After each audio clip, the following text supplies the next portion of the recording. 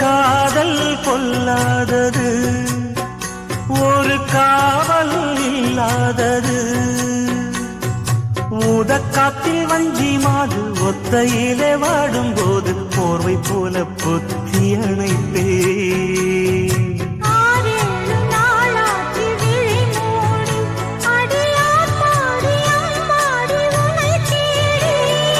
நீதானே மானே என் இளஞ்சோடி, உனை நீங்காது என்றும் என் உயிர் நாடி.